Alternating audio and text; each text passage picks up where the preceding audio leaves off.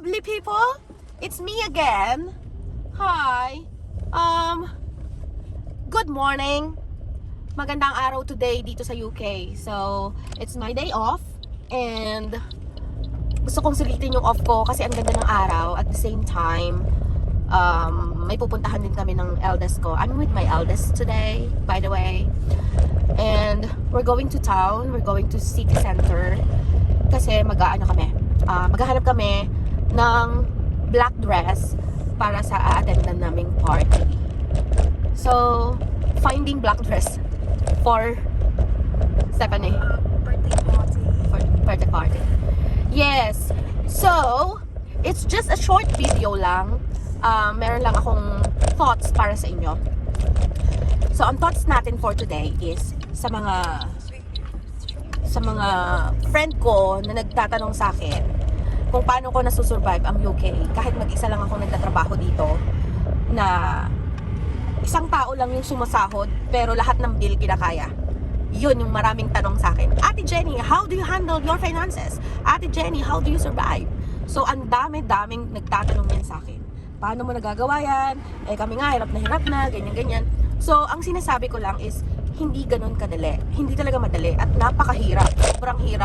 Sobrang hirap mag-manage ng pera. Sobrang hirap mag-manage ng mga expenses talaga namin, which is ako lahat. Kumbaga parang dinidivide ko yan. So, ayun, ang dami-dami nagtatanong kung paano ko nasusurvive yung finances ko. So, isa lang yung sinasagot ko sa kanila. Sabi ko, I don't know. Really, I don't know paano ko nasusurvive yung isang buwan na sasahod ako and then i-manage ko yon, i-divide ko yon, pambayad sa renta ng bahay, pambayad dito, pambayad doon, everything. So, hindi ko alam kung paano ko na susurvive, pero God is good kasi palagi siyang nagpo-provide sa amin. Palaging merong, alam mo yon, palaging merong, pag mauubusan ako, palaging merong ipapadalang angels si God para matulungan kami. Angels ang mga tawag ko sa mga ganon. Kasi pinadala yun ni God para matulungan kami. So, nagpapasalamat ako para doon. Bless tayo sa mga friends. Bless tayo sa mga kaibigan natin. Kaya, imahalin natin ang ating mga kaibigan.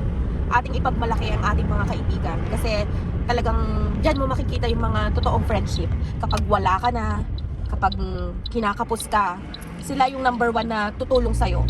Not only financially, but emotionally and physically. So, lahat ng yan, lagi mo siyang kadamay. Kaya, ako talaga though friendly ako, alam niya ng maraming tao, alam niya ng mga nakakakilala sa akin. Napaka-friendly ko. Parang sabi nga nung isa kong friend, in 1 minute, buong buhay ni Ate Jenny na ikwento na niya sa'yo. So, ganun ako kadaldal. Kaya, so, pumipili rin naman ako ng friends na talagang makikita mo yung totoo. Makikita mo yung totoong friend. Sa hirap at sa ginhawa. I've been there. Naranasan ko lahat ng yan. So, yun lang.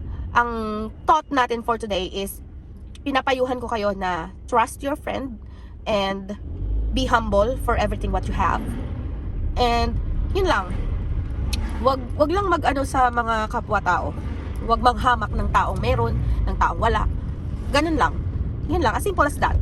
Sabi ko nga lagi, live life to the fullest. Maging masaya ka lang everyday. Walang inaapakang tao. Walang ginawang kasalanan ngayong araw na to. You're good. Alright? Bye, lovely people. I'll see you again soon some other time. Mwah.